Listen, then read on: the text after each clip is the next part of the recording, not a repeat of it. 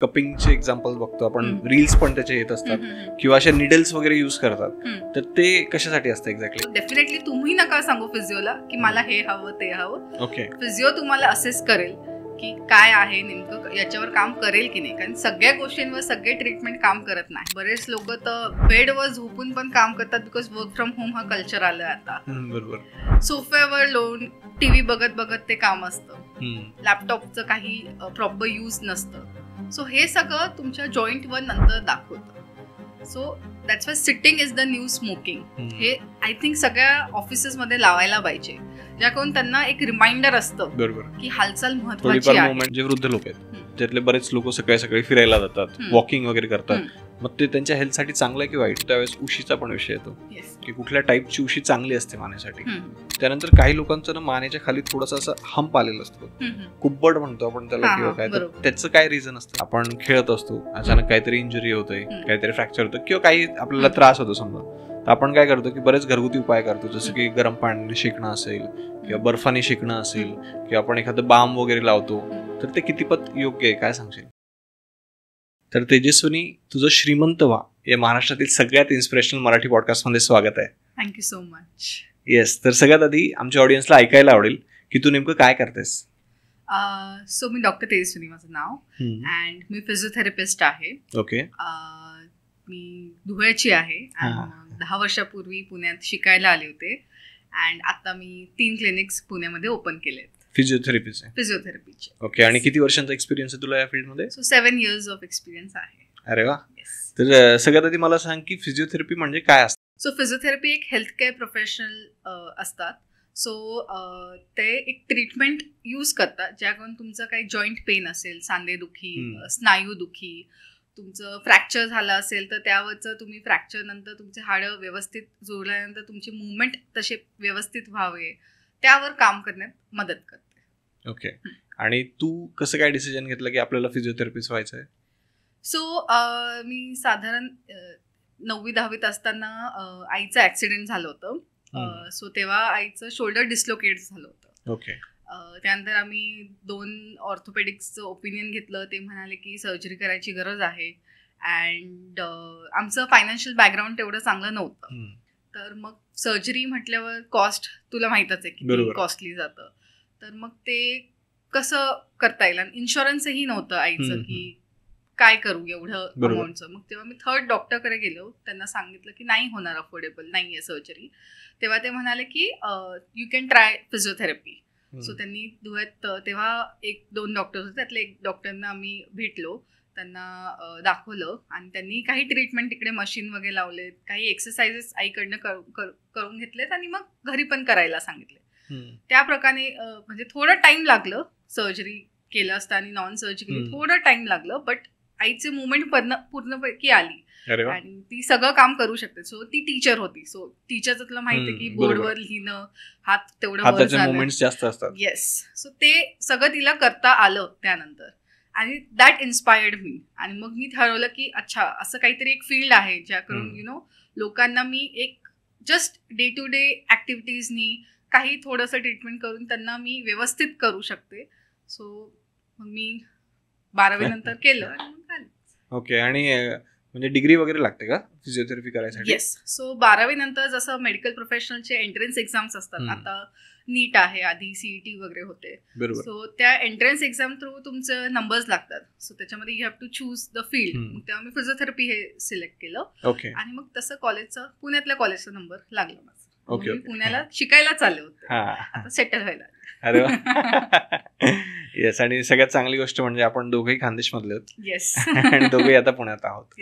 तर माझ्यासाठी पण हा पॉडकास्ट स्पेशल आहे, कारण याच्यातून ना मला पण बऱ्याच इन्साइट्स पाहिजेत. तर आपण स्टार्ट करूया. तर मला सगळ्यात आधी सांग की फिजिओथेरपी एक्झॅक्टली कधी केली पाहिजे, जर करायची असेल तर? ट्रीटमेंट पर्पजनी. सो 3 गोष्टी आहेत याच्यात. सो एक प्रीहॅब म्हणून असतं.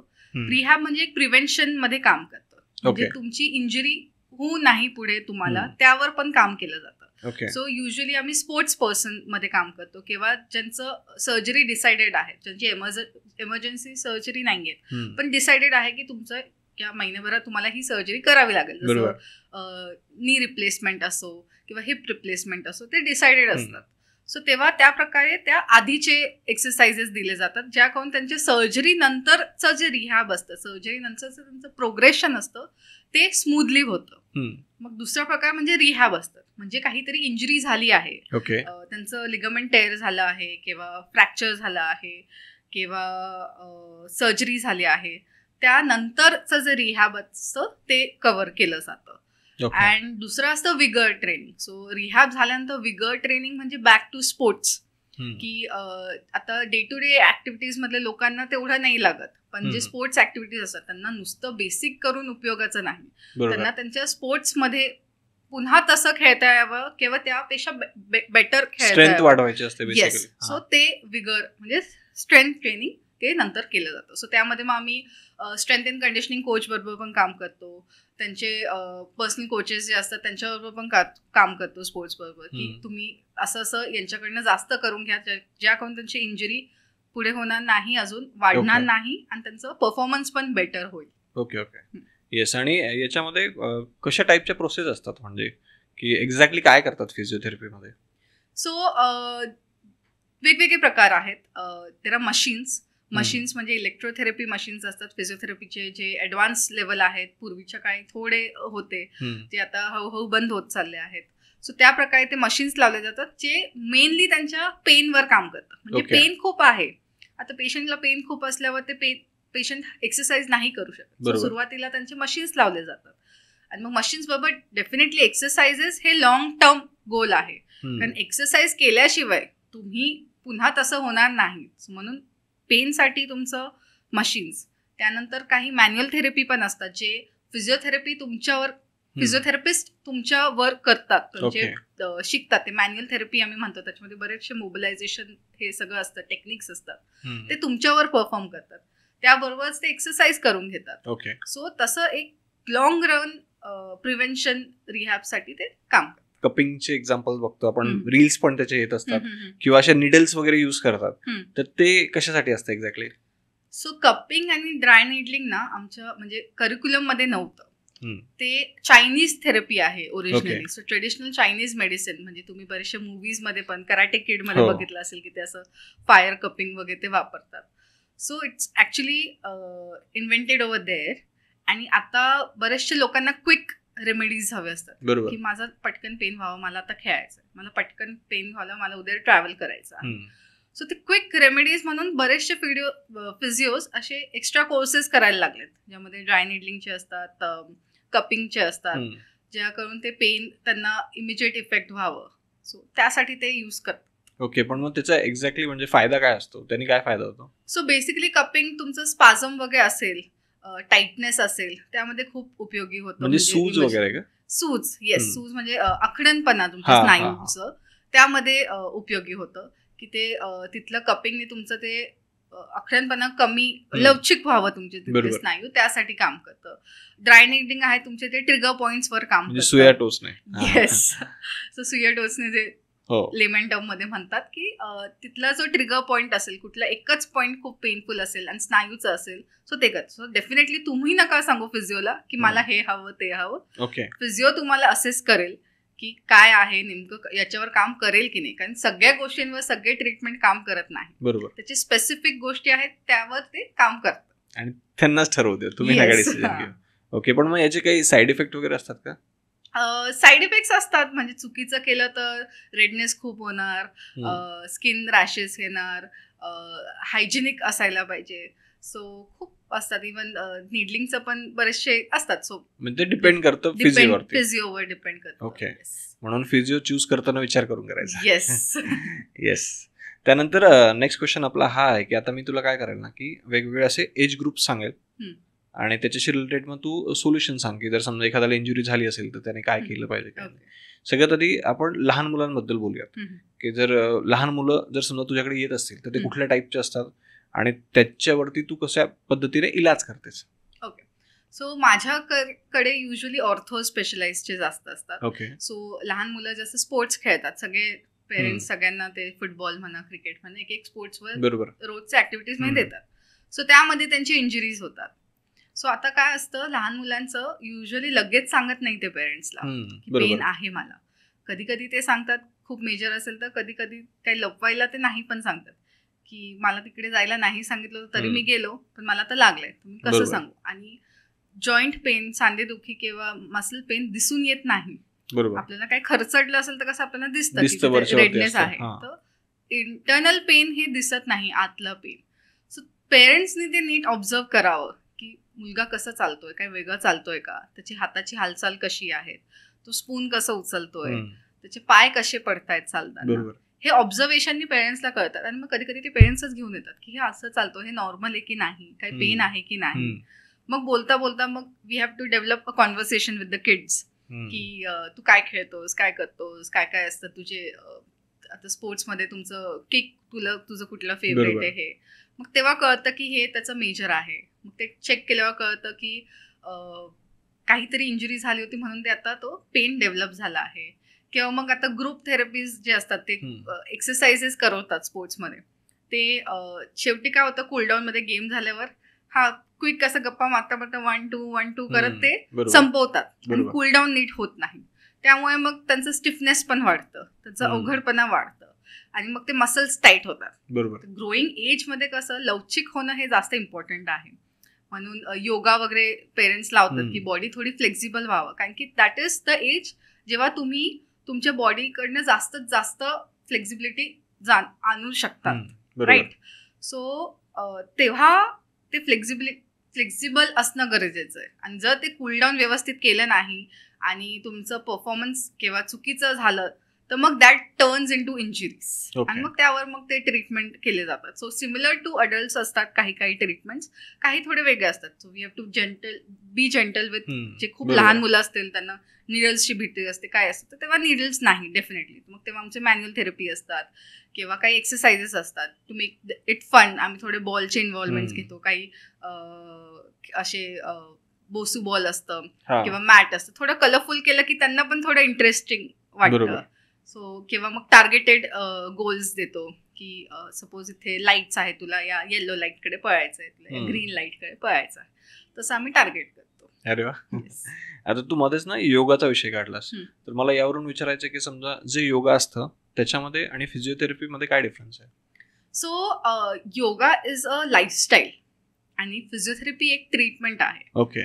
सो योगा तुम्ही होलिस्टिकली तुमचं पेन होऊ नाही, तुम्ही बॉडी फिट व्हावं, तुम्ही फ्लेक्झिबल व्हावं, त्यासाठी योगा उपयोगाचं असतं. आणि मेंटल पीस, त्याच्यामध्ये प्राणायाम पण असतं, ब्रीदिंग टेक्निक्स असतात. तर तुमच्या ओव्हरऑल वेलबिंगसाठी योगा खूप उपयोगाचं असतं. फिजिओथेरपी हे टार्गेटेड आहे, म्हणजे तुमचं काही पेन आहे, शोल्डर पेन आहे, नेक पेन आहे, बॅक पेन आहे, आम्ही ऑफकोर्स योगा आसनास पण देतो ॲज अ ट्रीटमेंट, पण त्या पेनसाठी, ते पेनमधनं कसं पेन कमी व्हावं ते एक्सरसाइजेसने आम्ही त्या टार्गेट करतो.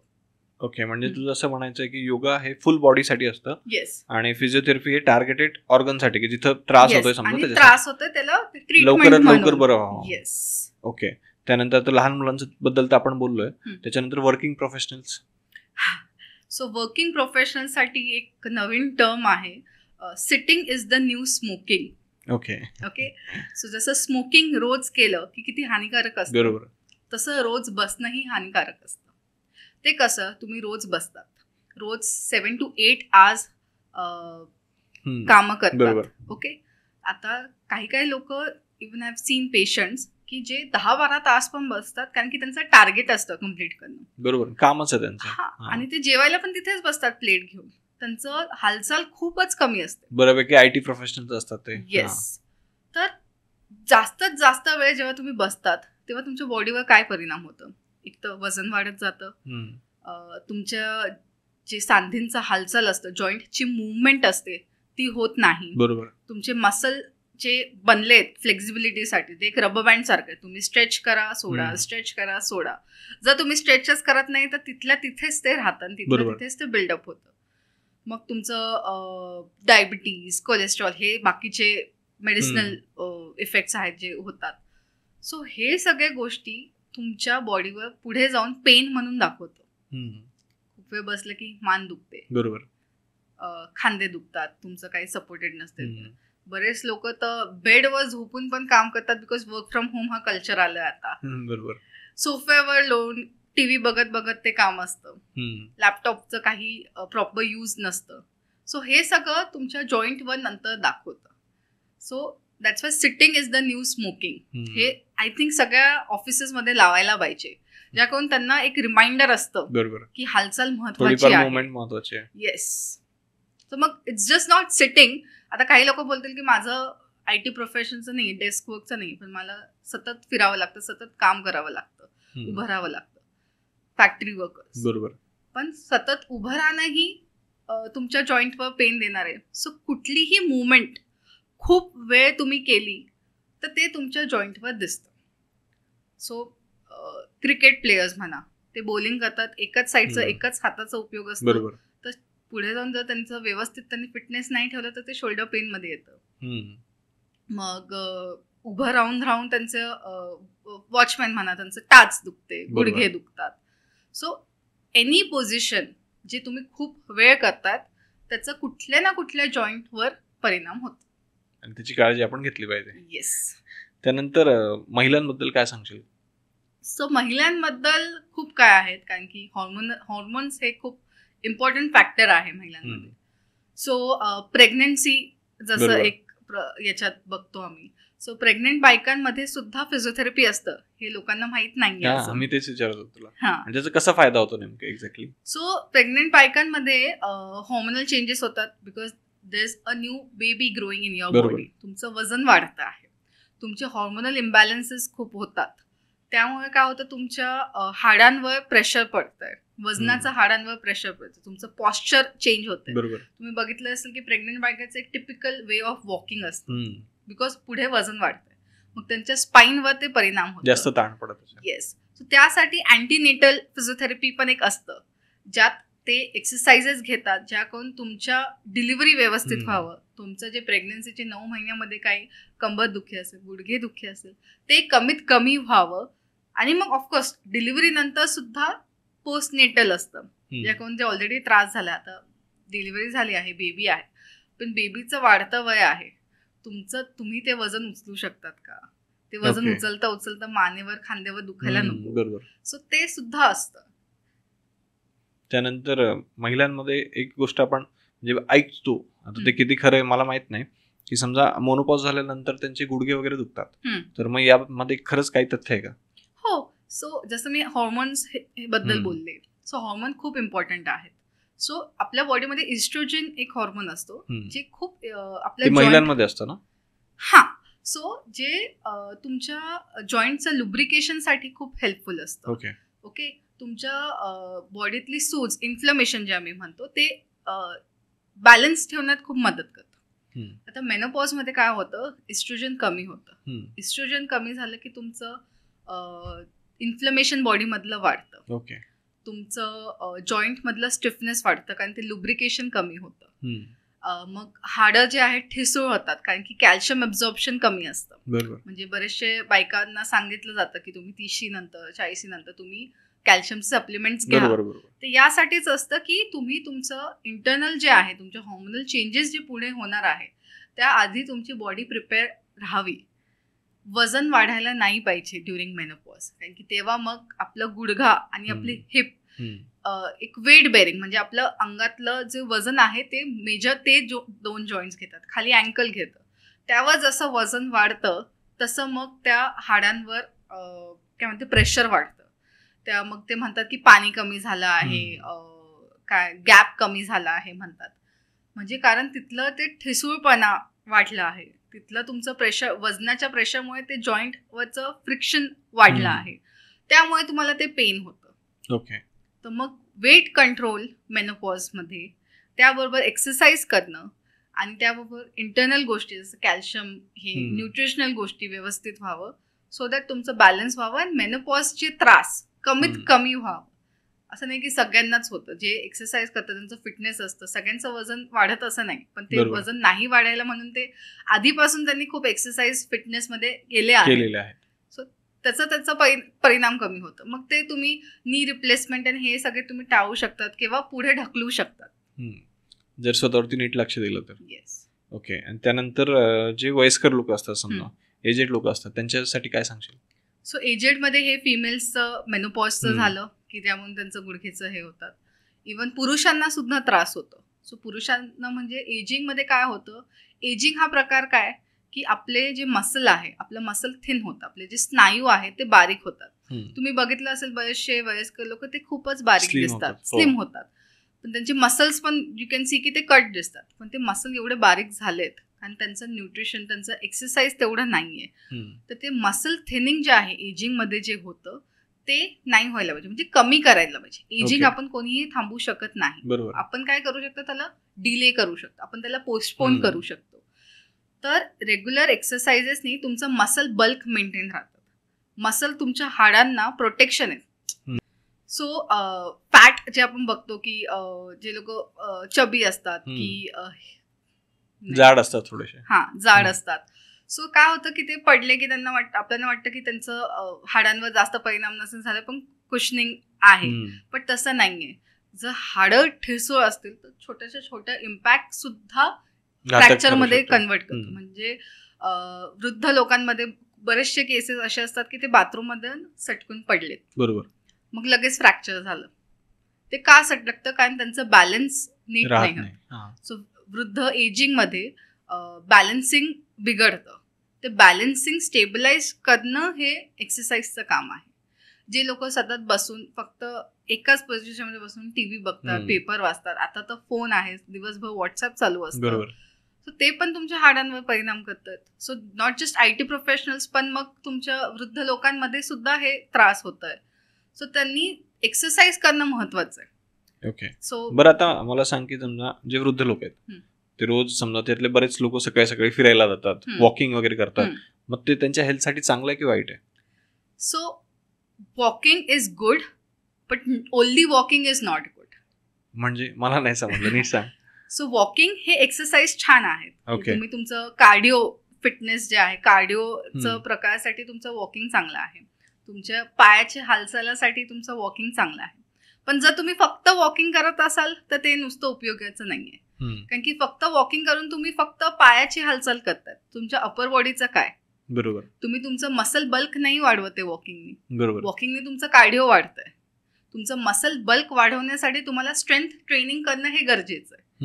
सो वॉकिंग बरोबर काही एक्सरसाइज फिटनेस, ते योगा असो किंवा जिम असो किंवा जनरल घरातला सुद्धा तुम्ही एक मॅट घेतलं की तुमचं एक्सरसाइजेस करू शकतात, ऑफकोर्स अंडर सम गायडन्स, बरोबर. जर तर तुम्ही केलं तर तुमचं ते मसल बल्क सुद्धा मेंटेन असतं.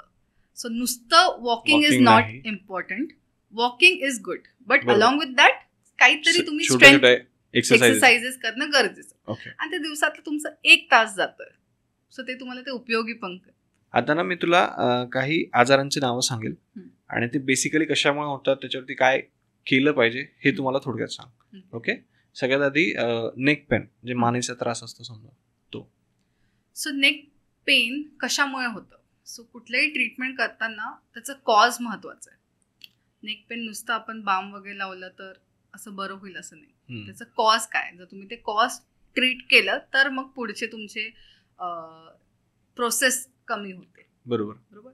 सो नेक पेन आता IT प्रोफेशनल्समध्ये खूप वेळ बसून असतं, सो म्हणजे त्यांचं काहीतरी पॉस्चरल प्रॉब्लेम आहेत. सो पॉस्चरल करेक्शन हे महत्वाचं आहे, राईट. सो बघितलं असेल टर्टल नेक, म्हणजे ते मान थोडीशी पुढे, येस, ते बरेच लोकांना ते असं काम करण्याची सवय असते. सो ते टर्टल नेक, एक फॉरवर्ड हेड पॉस्चर जे आम्ही फिजिओथेरपीमध्ये म्हणतो, सो ते करेक्ट करणं महत्वाचं आहे. नंतर वृद्ध लोकांमध्ये सुद्धा होतं ते का, बिकॉज त्याच्यामध्ये हाडं ठिसूळतात, तुमचे स्नायू वीक होतात. सो ते वीकनेस आणि ठिसूळपणा आपण थांबवू नाही शकत, पण स्लो करायचं, बरोबर. वीकनेस कव्हर अप करणं, त्यांचं स्ट्रेंथ ट्रेनिंग व्यवस्थित व्हावं, त्यांचं काय नस दाबली गेली असेल सो ते रिलीज करावं, हे महत्वाचं आहे वृद्ध लोकांमध्ये. मग डे टू डे इव्हन हाऊसवाईफ्समध्ये होतं का, कारण किचनमध्ये असं काम करणं, मोबाईल TV एकाच पोस्चरमध्ये बघणं, सो ते सुद्धा करेक्ट करणं महत्वाचं आहे की एकाच साईडला आहे, दोन्ही साईडला आहे. सो त्यावर एक्सरसाइजेस तसे वेगवेगळे असतात, कारण की आता बरेचसे लोक युट्यूबवर नेक पेन एक्सरसाइजेस बघतील, पण ते सगळ्यांना उपयोगी होतात का नाही. त्यात पण असतं का की एज ग्रुप नुसार व्हॅरी होतं की कसं? एज ग्रुप अनुसार नाही, बट केसेस अनुसार. Okay okay. आता सगळे एक्सरसाइजेस सगळ्यांना नाही देऊ शकत आपण. बरोबर. त्यातले 5च एक्सरसाइजेस बेस्ट असतील जे तुम्हाला काम होणार आहेत. बरोबर. जर कॉज तुम्हाला माहित आहे, कॉज तुमचा जो फिजिओ आहे जो तुम्हाला डिटेक्ट करेल, त्या कॉज वर ते एक्सरसाइजेस देणार. ओके. मग तुम्हाला ते सगळे 20 एक्सरसाइजेस करायची गरज नाही, त्यात ते 5 किंवा 10 एक्सरसाइजेस करणं महत्वाचं आहे, ज्याकडून तुम्हाला रिझल्ट लवकरात लवकर दिसतील. बरोबर. आणि त्यानंतर ज्यावेळेस मानेचा विषय येतो त्यावेळेस उशीचा पण विषय येतो की कुठल्या टाईपची उशी चांगली असते मानेसाठी, काय सांगशील त्याच्याबद्दल? सो उशी हे एक सब्जेक्टिव्ह आहे. सब्जेक्टिव्ह म्हणजे प्रत्येकाला वेगवेगळी लागते. आता आपण काय, आपल्याला आधीपासून सवय की मऊ उशी पाहिजे, कारण आधीचे तू लहानपणी ऍडव्हर्टाइजमेंट बघितले असतील, तसे छान सॉफ्ट असं लोक पडतायत, असं फेदर लाईक फिलिंग आहे आणि तुम्ही झोपतायत. पण ते सॉफ्टनेस किती पाहिजे त्या उशीचं, तुमच्या माने अनुसार तुमची उशी ठरली जाते. सगळ्यांना एकच उशी कामात येईल असं नाहीये, सगळ्यांचं ते शेप अनुसार असतात. सो म्हणून आता तुम्ही बघितलं असेल ऑर्थो पिलो हा कन्सेप्ट आला आहे. बरोबर. सो बिकॉज मार्केटमधले जे लोक आहेत ज्यांनी इन्व्हेंट केलं आहे, त्यांना ते लोकांना सांगणं गरजेचं आहे की हे तुमच्या मानेसाठी ऑर्थोपेडिकनी सजेस्ट केलेले आहेत. त्याशिवाय जर मी तुम्हाला नुसतं सांगितलं की तुमची उशी चेंज करा, तुम्ही म्हटलं मी का चेंज करू, मी एवढ्या वर्षांपासून वापरतो, मी का चेंज करू. पण ते ऑर्थो पिलो म्हणजे त्याचं काम हे असतं की तुमच्या मानेची पोझिशन कशी असावी, कारण की 8 तास तुम्ही झोपतायत, त्यावर 8 तास तुमची मान त्या पोझिशन मध्ये आहे. 8 तास ती मानेचं पॉस्चर तुमचं खूप इम्पॉर्टंट फॅक्टर आहे. तुम्ही तिरके झोपतायत की सरळ झोपतायत. सकाळी बरेच वेळा होतं की सकाळी उठलो आणि मानेला कॅच आली, पण ते काय होतं, कारण काहीतरी चुकीचं पॉस्चर रात्री झोपेत झालं, आणि रात्री झोपेतलं पॉस्चर आपण कंट्रोल नाही करू शकत. बरोबर. आपण पिलो कंट्रोल करू शकतो. म्हणून मग पिलो खूप महत्वाचे आहे. खूप हार्ड पण नको, खूप सॉफ्ट पण नको. काही लोकांना विदाऊट पिलो झोपायची सवय आहे, सो ते चांगलं आहे की नाही. सो काही केसेसमध्ये ज्यांना पेन आहेत आणि ज्यांचं नस दाबली गेली आहेत, त्यामध्ये वी सजेस्ट की थोडे दिवस तुम्ही विदाऊट पिलो झोपा, कारण की आम्हाला हवं की ती पोझिशन एक्सटेन्शन मध्ये तुमचं व्हावं, म्हणून आम्ही सांगतो काही दिवस तुम्ही करा. पण काय होतं, लोक परत फॉलोअपला येत नाही आणि मग ते आयुष्यभर तसं विदाऊट पिलो होतं. पण नाही, ते फक्त तेवढा टाइम पुरता आहे. त्यानंतर डेफिनेटली तुम्हाला पिलोची गरज आहे. जेव्हा पेन नसेल तेव्हा तुम्हाला ती ऑर्थो पिलो महत्वाची असते, कारण that is going to take the shape of your neck and that is going to help you की ते शेप मेंटेन करावं. बरोबर. म्हणजे विदाऊट म्हणजे उशीचे शिवाय झोपणं पण घातक आहे. येस. ओके. त्यानंतर आता मानेबद्दल तर आपण बोललोय, त्यानंतर काही लोकांचं ना मानेच्या खाली थोडंसं असं हंप आलेलं असतं, कुब्बड म्हणतो आपण त्याला किंवा काय, त्याचं काय रिझन असतं? सो जे आपण टर्टल नेक हे बोलतो, सो टर्टल नेक आधी मानेपासून स्टार्ट होतं. ओके. मान नंतर झाले की मग तुम्ही असं स्लाउच पोझिशन मध्ये जातात, करेक्ट. तर ते स्लाउच पोझिशन मध्ये सारखं बसून तिथे हंप दिसायला लागतं. त्याला आपण ते पॉस्चरल डेव्हिएशन जे मी मेन्शन केलं होतं, की ते जे हंप आहे ते तुमच्या पॉस्चरमुळे होतं, आणि ते काय लगेच एका महिन्याभरात येईल असं नाहीये. तुम्ही ते गेले 1-2 वर्ष त्या पोझिशन मध्ये आहात म्हणून ते हंप आलंय. ओके. म्हणजे ते हंप तुमच्या मानेपासून स्टार्ट होतं. सो मानेपासून जर स्टार्ट झालं की मग ते खाली हंप तुमच्या अपर बॅक कडे जातं, बरोबर, पाठीला जातं. त्यामुळे ते पॉस्चर करेक्शन महत्वाचं आहे. सो बरेच वेळा काय होतं की आपण मान दुखते, आपण रेस्ट घेतो, आणि रेस्ट घेतलं की ठीक आहे संपला, तो दुसऱ्या दिवशी बरं होईल आपलं. पण तसं नसतं. ते रेस्ट घेऊन तुम्हाला तात्पुरतं बरं वाटतं. तुम्ही परत त्या पॉस्चर मध्ये गेले की ते आज नाही, उद्या नाही, 3-4 दिवसांनी तुम्हाला परत दाखवेल. बरोबर. सो हे पॉस्चर जे आहे हे over the period of time, म्हणजे खूप टाइम टू टाइम, वर्ष महिन्यांनंतर तुम्हाला ते सिम्पटम्स दिसायला लागतात. बरोबर. आणि जर तुम्ही पॉस्चर करेक्शन व्यवस्थित टाइमवर केलं तर तुमचं लवकर होईल. मग ते हंप येईपर्यंत जर तुम्ही वाट बघितलं तर तेवढाच टाइम तुम्हाला ते हंप करेक्शनला लागणार आहे. बरोबर. आणि त्यानंतर आता बॅक पेन सगळ्यात मोठा सध्याचा ट्रेंड आहे, त्याच्याबद्दल काय सांगशील? सो बॅक पेन खूप रिझन्स आहेत. IT प्रोफेशनल सिटिंगमुळे होतं. खूप वेळ तुम्ही बसले आहात, परत स्लाउच पॉस्चर मध्ये बसले की तुम्हाला ते बॅक पेन होतं. इवन काय म्हणतात, प्रेग्नेंट बायकांमध्ये बॅक पेन होतं, कारण त्यांचं पॉस्चर, प्रेशर येतं पॉस्चरवर. फॅक्टरी वर्कर्स मध्ये खूप वेळ एका पोझिशन मध्ये तेच राहिलं, खाली वाकूनच काम किंवा उचलूनच काम ठेवत लेबर वर्क मध्ये, तेव्हा त्यात सुद्धा बॅक पेन होतं. सो हे कॉज कळणं महत्वाचं आहे. किंवा इम्पॅक्टमुळे पण होतं, जसं गादी सरकली असं ऐकलं असेल. सो ते गादी सरकणं म्हणजे काय? येस. सो मग ते काय होतं की हे posture over the period of time तुमचं, हे बघा तुमचे हाड जे आहेत ना ते लगेच चेंज होत नाही, अनटिल अनलेस काहीतरी मोठा इम्पॅक्ट आलाय ज्यामुळे ते काहीतरी धडक बसते, त्यामुळे घसरून पडतात वगैरे, घसरून पडलं किंवा ऍक्सिडेंट झालं किंवा स्पोर्ट्स मध्ये काहीतरी धक्का लागला एकदम रनिंग करताना. सो तेव्हा खूप मोठा इम्पॅक्ट नंतरच तुमच्या हाडचं जे गादी सरकणं म्हणतात ते होतं. पण जे गादी सरकणं जे असतं ते नुसतं इम्पॅक्टमुळे नाही, पण हे सगळ्या पॉस्चरमुळे पण होतं. सो याला रिपिटेटिव्ह स्ट्रेस इंजुरी आम्ही म्हणतो.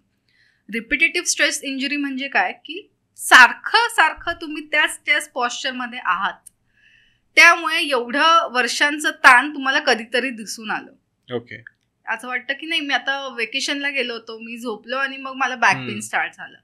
पण ते नुसतं एक दिवस झोपल्याने कसं झालं, कारण की ते एवढ्या वर्षांपासून तुमच्या मणकेवर त्रास होतं, पण ते तुम्हाला दाखवता आत्ताय.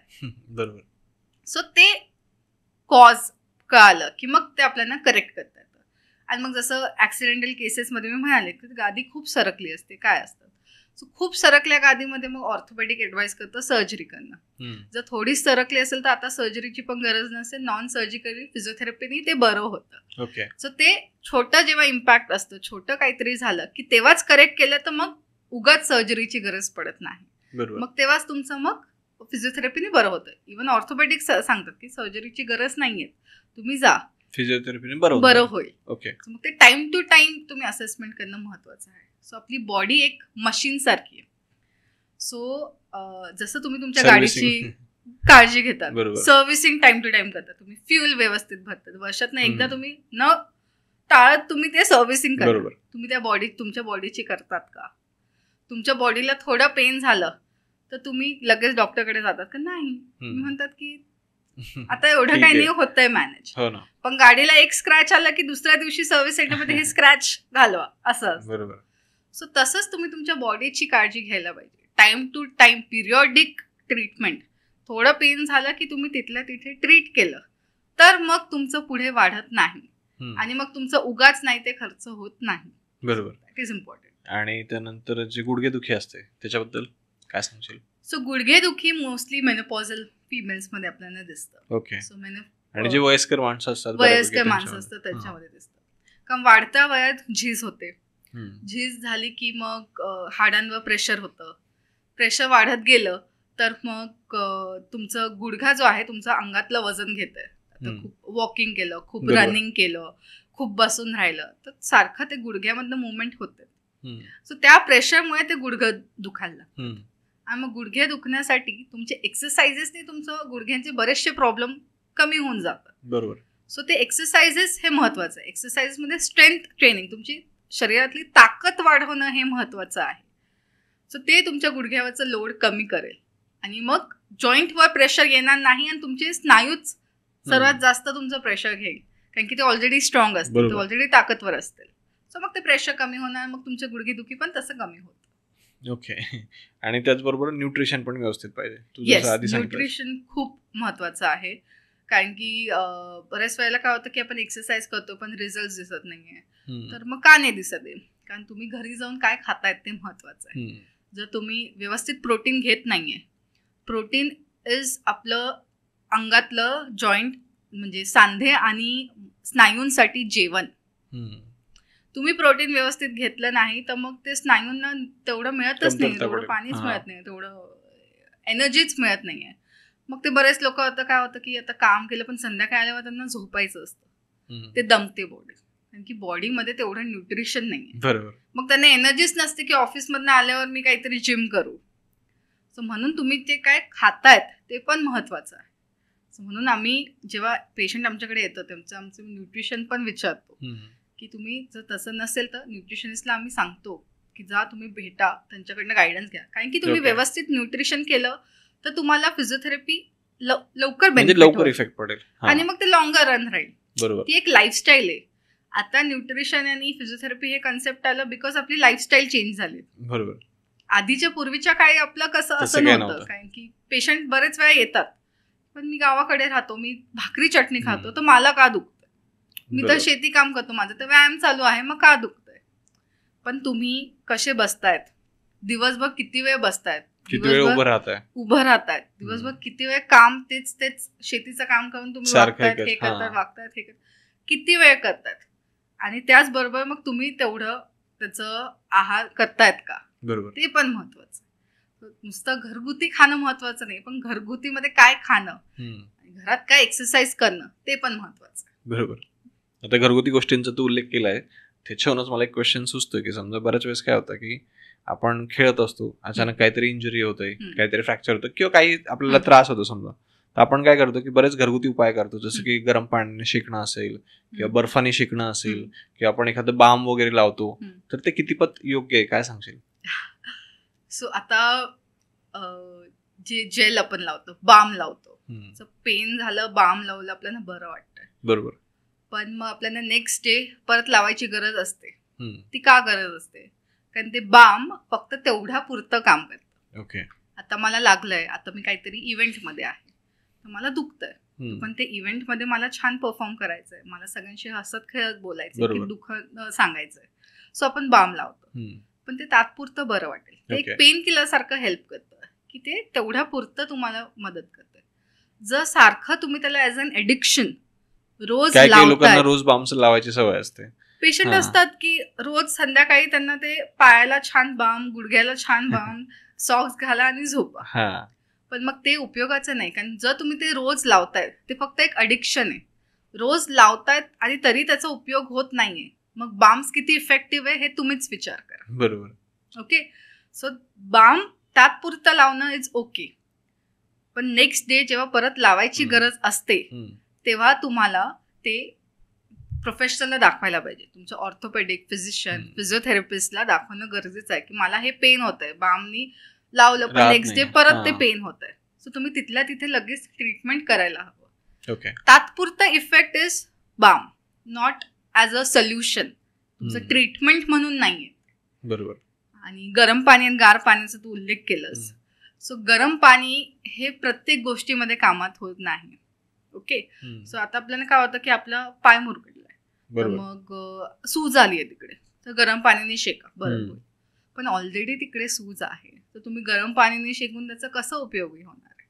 तुम्ही त्याला बर्फाने शेकायला पाहिजे, म्हणजे तिथलं इन्फ्लमेशन, तिथली सूज कमी व्हायला पाहिजे. म्हणजे जर सूज आली तर बर्फाने शेकायचं. येस. ओके. आणि जर खूप अवघडपणा आहे, जसं आपण खूप 8-10 तास ट्रॅव्हल केलंय ट्रेनमध्ये, बसमध्ये, कारमध्ये, तर ते आपलं अवघडपणा असतं, मग तेव्हा जर तुम्ही गरम पाण्याने आंघोळ केली तर कसं आपल्याला बरं वाटतं, तसं तुम्ही जर नुसतं ते आखडल्यासारखं जर वाटलं तर मग गरम पाण्याच्या पिशवीने लावायचं, म्हणजे मग त्यांना ते बरं वाटतं. सो बरं वाटणं हे इफेक्ट असतं गरम पाणी आणि गार पाण्याचं.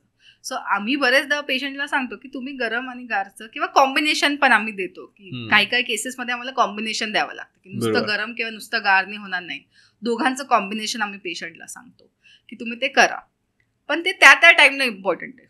जर तुम्ही प्रत्येक पेनसाठी ते लावलं तर ते सोल्युशन नाहीये. बरोबर. तुमचं ते पेन घालवत नाहीये, ते फक्त मदत करते की बाबा आता तुम्हाला दुसऱ्या दिवशी सकाळी उठेपर्यंत पेन वाढायला नको, म्हणून तुम्ही ते लावायला हवं. पण दुसऱ्या दिवशी तुम्ही परत तुमच्या डॉक्टरकडे दाखवायला पाहिजे की असं आहे. म्हणजे तुझं सांगायचं एकच आहे की 1-2 दिवस तुम्ही घरगुती उपाय करून बघा, म्हणजे केल्यानंतर पण जर तुम्हाला बरं वाटत नसेल तर पहिले डॉक्टरचा सल्ला घ्या. तुम्ही पहिलेच दाखवलं तर मग ते वाढणार नाही ना. बरोबर. आपल्याला ते मोठी इंजुरीमध्ये कन्वर्ट नाही करायचंय, जे काय आहे तिथल्या तिथे लगेच बरं, कारण की मग तुम्ही जर लगेच ट्रीटमेंट घेतलं तर तुमचं 4-5 दिवसात ट्रीटमेंट घेऊन तुम्ही बरे व्हाल. रिकवर होणं महत्वाचं आहे. जर तुम्ही ते टाळत गेले, वर्षभर लोक येतात की वर्षभर माझं कंबर दुखी आहे, पण वर्षभर मग तुम्ही काय एवढ्या त्रासांमध्ये आहेत, कारण त्रास म्हणजे तुमचं मेंटल स्ट्रेस पण आहे ना. बरोबर. सो हे सगळं त्रास तुम्ही वर्ष 1.5 वर्ष घेतायत. पेन झालं दाखवा, 2 दिवसात 3 दिवसात किंवा 5 दिवसात बरं व्हा, मग तुम्ही परत तुमच्या लाईफ कडे जाऊ शकता. बरोबर. आता तू मेंटल स्ट्रेसचा उल्लेख केला, तर मला हे विचारायचं की समजा फिजिओथेरपीने फक्त फिजिकल स्ट्रेस कमी होतो की मेंटल स्ट्रेस वरती पण त्याचा काही इम्पॅक्ट होतो, काही फायदा होतो? ओके. सो आता मला तू सांग जेव्हा तुला काही दुखतं, मान दुखली, तर तू किती फोकस्ड असतो? नसतोच बऱ्यापैकी, कारण ते सगळं लक्ष तिथेच असतं. एक्झॅक्टली. सो आपलं ब्रेन तसंच फंक्शन करतं की आपलं पेन जो आहे ना, आपलं ब्रेन पेन कडे जास्त फोकस्ड असतो. बरोबर. ओके. पेन गेट मेकॅनिझम आम्हाला असं शिकवलं होतं की आपले जे न्यूरॉन्स आहेत, जे आपलं पेन कॅरिंग नर्व्स आहेत, ते पहिले आपल्या ब्रेनला लवकर सेन्स होतं, because that's like an fire alarm for us, की पेन आहे, लक्ष दे. जर तुम्ही ते पेन घेऊनच काम करताय तर तुमचं फोकस नसतं. ओके. तेच तुमच्या मेंटल वेलबिंगवर पण परिणाम होतो. कारण की तुम्ही कोणाशी तरी गप्पा मारता, तुम्ही तुमच्या मित्रांना भेटला, तुमच्या फॅमिलीला भेटलात, तुमची बायको तुम्हाला काहीतरी प्रॉब्लेम सांगतात की घरी असं झालं तसं झालं, तुमचं लक्षच नाहीये आणि तुम्ही ते पेनकडेच लक्ष देतात. सो तुमच्या त्या बाकीच्या रिलेशन्सवर पण इफेक्ट होतं. बरोबर. सो ते मेंटल वेलबिंग साठी तुमचं फिजिकल हेल्थ सुद्धा महत्वाचं आहे. So physical pain mental pen मध्ये कन्वर्ट होतं, तसंच मेंटल पेन सुद्धा फिजिकल पेन मध्ये कन्वर्ट होऊ शकतं. सो दोन्हीचं महत्व आहे की तुम्ही ते 10 मिनिट्स मेडिटेशनचं तुम्ही बघितलं असेल बरंच, की 10 मिनिट्स मेडिटेशन करणं गरजेचं आहे. का? Because you have to focus, की तुमच्या शरीरावर काय होतंय ते फोकस करणं महत्वाचं आहे. तर तुम्हाला ते पेन माहीत आहे, त्या पेनवर तुम्ही काम केलं तर मग तुमचं मेंटल वेलबिंग पण चांगलं असतं अँड यू हॅपी. येस. आणि बऱ्याच वेळेस काय होतं की आपण म्हणजे आपल्याला त्रास जरी होत असला तर आपण सांगत नाही आपल्या फॅमिलीला. बरोबर. ते असं नाही केलं पाहिजे, कारण कसं होतं की आपण लवकर जर तिच्यावरती इलाज नाही केला तर शेवटी मग मोठ्या याला आपल्याला समोर जावं लागतं. बरोबर. तिथे काय होतं की उगाच कशाला घरच्यांना टेन्शन देऊ. बरोबर. पण ती छोटी गोष्टी म्हणजे टेन्शन पण कमी आहे. बरोबर. मोठी गोष्टी म्हणजे मोठं टेन्शन आहे. सो ती मोठी नका होऊ देऊ, तिथल्या तिथे सॉल्व्ह करा. बरोबर. आता बऱ्यापैकी आयडिया तर मला आलेली आहे, पण तरी पण मला एक शेवटचा क्वेश्चन तुझ्याकडनं जाणून घ्यायचा आहे, त्याचा आन्सर की फिजिओथेरपीने आपलं पोश्चर कशा पद्धतीने ठीक होऊ शकतं? सो एक्सरसाइजेस ऑफकोर्स, की ज्या कोण तुमचं जे पोश्चर ऑलरेडी बिघडलं आहे त्याला आपण करेक्ट करतो, रिव्हर्स करण्याचा टेक्निक असतो. आणि that is a daily exercises जे आम्ही तुम्हाला प्लॅन देऊ शकतो किंवा तुम्ही क्लिनिकमध्ये येऊन करू शकतात. द नेक्स्ट थिंग इज की तुम्ही घरातल्या घरात काय करू शकता. सो ऑफिसमध्ये बसल्या बसल्या, आता प्रत्येक ऑफिसमध्ये अर्गोनॉमिक चेअर नसते. अर्गोनॉमिक चेअर म्हणजे जी प्रॉपर पॉस्चरच्या तुम्ही ते बघितलं असेल, असं एस शेप असते. बरोबर. सो प्रत्येक ऑफिसमध्ये नसतं. सो आता बरेचशा IT कंपनीजनी काय केलं की तुम्ही तुमच्या रिक्वायरमेंटसाठी तुम्ही अप्लाय करू शकता तुमच्या HR ला किंवा यांना, की माझं हे बॅक पेन आहे, मला प्रॉपर चेअर हवी आहे. सो सपोज कुठल्या ऑफिसनी नाही दिलं, सो आता Amazonवरती पण बरेचसे इक्विपमेंट्स येतात, जे तुम्ही तुमच्या आता या चेअरला तुम्ही हे असं लावू शकता, ज्याकडून तुमच्या कमरेला सपोर्ट मिळेल. थोडंसं उशी cushion type. Yes, cushion type. तुमचं मानेला पण सपोर्ट द्यायला एक ॲड ऑन फॅक्टर असतं, की तुम्ही ते अटॅच करू शकतात. किंवा आपण आर्मरेस्ट, आता या आर्मरेस्ट इज गुड. आता जर नाहीये तर खूप खाली किंवा उंच असेल तर त्यांना हे खाली जाईल, तर मग मान अशी तिरकी व्हायची, तर मग तुम्ही ते उशी घेऊ शकतात. सो तुम्ही असे ऍड ऑन करू शकतात rather than changing the entire chair. तर इवन फूट रेस्ट असतात, खूप ऑफिसेसला फूट रेस्ट नसतात, तर तुम्ही तुमचा एक जुनं शू बॉक्स ज्यात आपण शूज घेतो ते ठेवू शकतात, कारण की ते पण एक बॉक्स आहे आणि त्यावर तुम्ही ठेवू शकता, आरामात पाय ठेवू शकता. येस. सो हाईट ऍडजस्ट करणं चेअरवर महत्वाचं आहे, कारण की जे चेअर मॅन्युफॅक्चरर्स असतात ते प्रत्येक हाईटसाठी चेअर नाही बनवते, ते एक स्टँडर्डाइज बनवतात की हे इंडियन पॉप्युलेशनमध्ये ही हाईट जनरल आहे, सो ही हाईटची चेअर असायला पाहिजे. सो ते तुम्ही तुमच्या हाईट अनुसार ऍडजस्ट करणं. जर पाय खाली टेकत नसतील तर आर्मरेस्ट, पाय म्हणजे खूपच छोटी असेल चेअर तर मग उशी ठेवणं हिप्स खाली, की चेअरची हाईट वाढेल, किंवा चेअर खाली काहीतरी सपोर्ट ठेवणं. मग हे झालं चेअरचं भाग. तुमचं लॅपटॉप किंवा डेस्कटॉपची पण तुम्ही हाईट ऍडजस्ट करायला हवी. जसं लॅपटॉप खूप खाली नॉर्मली खालीच असतं, म्हणजे आपण इथे बसतो आणि लॅपटॉप खाली असतं. बरोबर. तर मग मान अशीच असते खूप वेळ, तर मग ते किती वेळ तुम्ही बसणार असं. इव्हन डोळ्यांचा पण त्रास होतो बरेच वेळ, तुम्ही खूप वेळ असं वर बघत असाल तर तुम्ही ते लॅपटॉपची हाईट वाढवायला हवी. तर लॅपटॉप हाईट वाढवायला स्टँड मिळतं, किंवा जुने पुस्तकं आपण वापरत नाहीये ते खाली ठेवू शकतो, ज्याकडून लॅपटॉपची हाईट वाढेल. साधारणतः लॅपटॉपची हाईट किती असली पाहिजे? आपल्या आय लेवल पाहिजे, म्हणजे आपली मान जी आहे ना आता जशी आहे तशीच मेंटेन पाहिजे. सो अशी ठेवायला पाहिजे. खूप वेळ असं होतं, खूप वेळ खाली वर होतं, खूप लांब असतं, तर मग ते असं बघावं लागतं. सो प्रॉपर 1 हँड डिस्टन्सवर, ज्यावर तुम्हाला सगळं दिसतं आहे, तुम्ही तुमचे फॉन्ट साईज पण वाढवायला पाहिजे लॅपटॉपची, ज्याकडून तुम्हाला विजिबिलिटी नीट व्हावं. बरोबर. कारण की फॉन्ट साईज छोटं राहिलं आणि जरी तुमचं हे हाईट प्रॉपर राहिलं मग तुम्ही ते असं बघत बघत पुढे सरकतात. बरोबर. सो ते पण महत्वाचं आहे. तुमचं डेस्क तुम्ही कसं अरेंज करतात. आता बरेच वेळेला पाणी पिताना तुम्ही मागे ठेवणार, तर किती वेळ तुम्ही एकाच साईडला टर्न होणार आहे. ते तुमच्या समोरच पाहिजे. जे गोष्टी तुम्हाला मस्ट आहे, नेसेसिटी आहे, ते तुमच्या हँड रीच मध्ये पाहिजे, की तुम्ही काही न ट्विस्टिंग करता तुमचं व्यवस्थित होतं. बरोबर. मागे तेच पाहिजे की ते तुम्हाला असं 2 दिवसातून एकदा लागणार आहे स्टेपलर वगैरे काय ते मागे तुम्ही ठेवू शकता. आणि ऑफिसमध्ये वॉकिंग सुद्धा महत्वाचं आहे. सो ते आयडियाने ते मध्ये एक काढलं होतं, वॉक वाईल यू टॉक. ते that was because of this only, की बाबा तुम्ही खूप वेळ बसतायत तर तुम्ही थोडं वॉकिंग पण करायला हवं. सो आता काय होतं, बरेच वेळा आपण कॉल घेताना असंच बसून कॉल घेतो ऑफिसमधले, इयरफोन्स लावल्यानं असंच बसतो आणि आपण कॉल घेतो. पण जर तुमचे ब्लूटूथचे इयरफोन्स आहेत, सो तुम्हाला ऍक्सेस आहे की तुम्ही ऍटलिस्ट टेबलच्या भोवती मूव्ह करू शकतात. सो तुम्ही ते वॉक करून बोलू शकतात, वॉक करून अटेंड करू शकतात, किंवा कोणाचं काय ऐकायचं असेल किंवा फोन आला असेल तर थोडंसं उठा, थोडं वॉक करा, पाण्याची बॉटल भरायला थोडं लांब जा.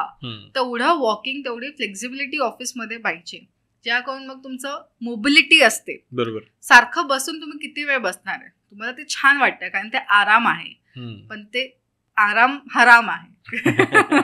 म्हणून ते वॉक करणं महत्वाचं. इथेच मला विचारायचं आहे की समजा आपण जेवण करतो, काही लोक खाली बसून जमिनीवर बसून जेवण करतात, काही लोक डायनिंग वरती बसून जेवण करतात. तर तुला काय वाटतं कुठली पद्धत जास्त योग्य आहे? सो दोन्हीही बेटर आहे. इनफॅक्ट यंगस्टर्सनी तर खाली बसायला हवं. आता चेअर आधी हा कन्सेप्ट होतो, आता जर तू नवीन डायनिंग चेअर्स आणि फर्निचरकडे गेलं, तू बघशील ते छोटे राजस्थानी स्टाईल ते असतात, ते मांडी घालवायला बसवतात. So now we are going back to what it was. फक्त खाली नाही बसत आहे, एका फॅन्सी स्टूलवर बसतोय आपण मांडी घालून. बरोबर.